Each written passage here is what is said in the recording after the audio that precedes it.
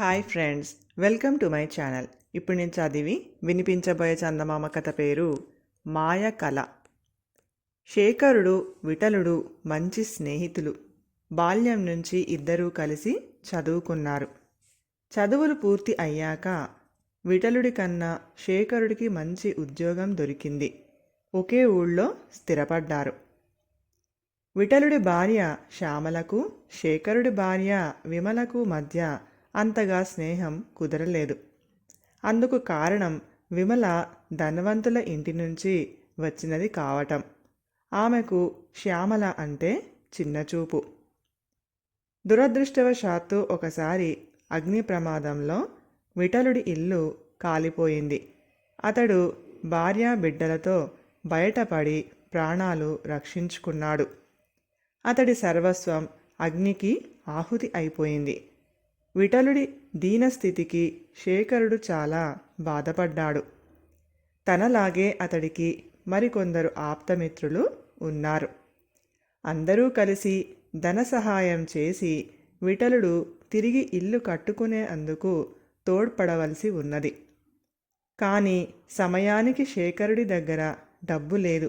భార్యకు పుట్టింటి వాళ్ళు పెట్టిన నగలు మాత్రం ఉన్నవి. విమలకు బంగారం అంటే వల్లమాలిన మమకారం.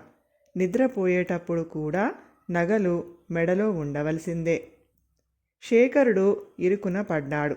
తను ధన సహాయం చేయలేకపోయినా కనీసం బంగారు వస్తువుల్ని ఇస్తే విఠలుడు వాటిని ఎక్కడైనా కుదువపెట్టి డబ్బు తెచ్చుకోగలడు. పరిస్థితులు మెరుగు అయ్యాక వాటిని తిరిగి తనకు ఇవ్వగలడు. కానీ విమల ఇందుకు ఒప్పుకునే తత్వం కలది కాదని అతడికి తెలుసు. శేఖరుడు బాగా ఆలోచించగా ఒక ఉపాయం తోచింది. విమలకు కలల మీద ఎక్కడ లేని మూఢనమ్మకం ఉన్నది. కలలో జరిగేవి తర్వాత నిజంగానే అనుభవంలోకి వస్తాయని ఆమె అంటూ ఉండేది. ఆమెకు శేఖరుడికి వచ్చిన కలలు కొన్ని కాకతాళీయంగా నిజం అయ్యాయి. ఇప్పుడు శేఖరుడు భార్యకు కలల మీద ఉన్న నమ్మకాన్ని విఠలుడికి సహాయపడే అందుకు ఉపయోగించాలని నిర్ణయించుకున్నాడు.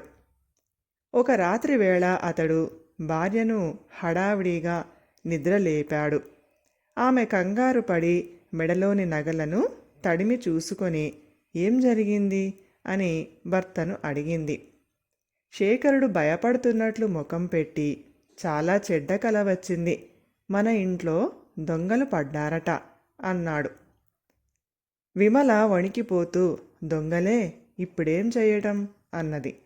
చేసేందుకు ఏముంది, కలే కదా, తెల్లవారితే మర్చిపోతానని నిన్ను నిద్రలేపి ఈ సంగతి చెప్పాను అన్నాడు శేఖరుడు. కలే కదా అని అలా కొట్టివేయకండి. అదిగో తొలి కోడి కూసింది.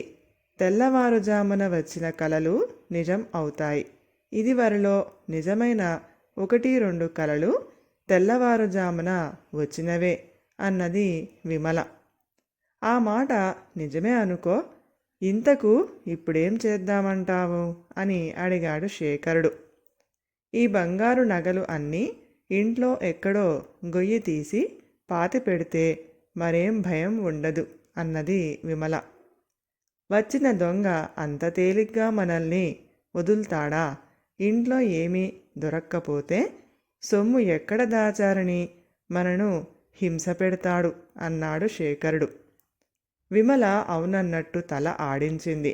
శేఖరుడు కొంచెం ఆగి, ఒక పని చేద్దాం, నాకు తెలిసిన ధనవంతుడు ఒక ఆయన ఉన్నాడు.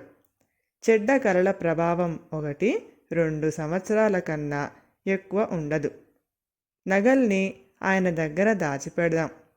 ఇది నీ తృప్తి కోసమే. కలల మీద నీకున్నంత నమ్మకం నాకు లేదు అన్నాడు. విమలకు ఈ ఆలోచన నచ్చింది.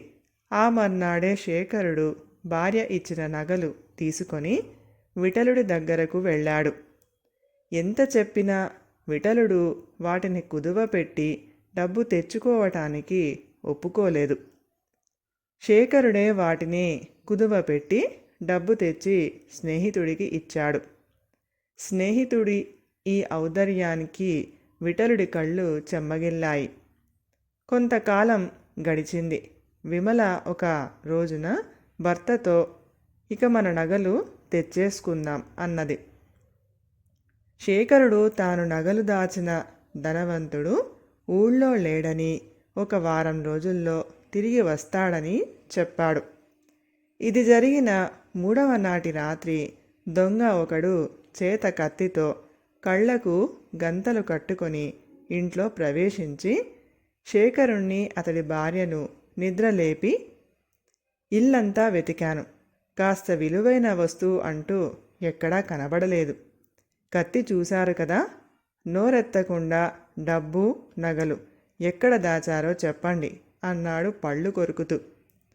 నిలువెల్లా వణికిపోతున్న భార్యను సముదాయిస్తూ శేఖరుడు దొంగతో, బయట నుంచి చూసి ఖరీదైన ఇల్లు కదా, పెద్ద మొత్తంగా డబ్బు దొరక్కపోతుందా అని లోపల ప్రవేశించి ఉంటావు. మాది చిన్న సంసారమైన పైవాళ్లతో సరితూగాలన్న ఆశ కొద్దీ కాస్త దుబారా ఖర్చులు చేస్తూ ఉంటాం. నిజం చెప్పాలంటే మేం ఇప్పుడు తలమునకలయ్యే అప్పుల్లో ఉన్నాం అన్నాడు తొణకకుండా.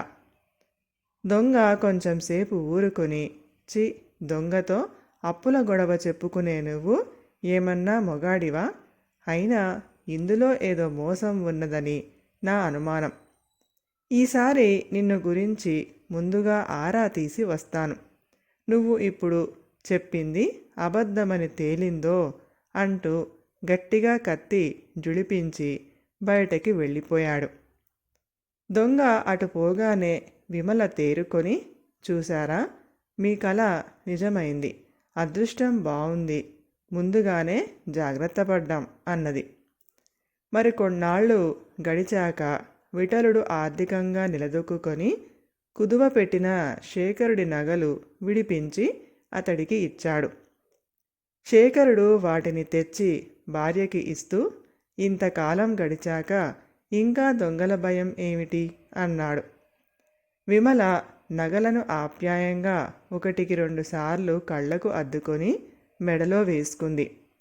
శేఖరుడు భార్య అమాయకత్వానికి నవ్వుకున్నాడు. ఆమె కలల పిచ్చి ప్రాణమిత్రుడికి ఆపదలో సహాయపడింది. తన కల నిజమని నమ్మించడం కోసం అతడు మరొక స్నేహితుడిని దొంగగా ఇంట్లో ప్రవేశపెట్టిన సంగతి అతడు ఏనాడు భార్యకు చెప్పలేదు. కథ సమాప్తం. ఈ కథ కనుక మీకు నచ్చితే ప్లీజ్ లైక్ చేయండి, షేర్ చేయండి. మరిన్ని మంచి మంచి కథల కోసం మా ఛానల్ని సబ్స్క్రైబ్ చేసుకోండి. Thank you.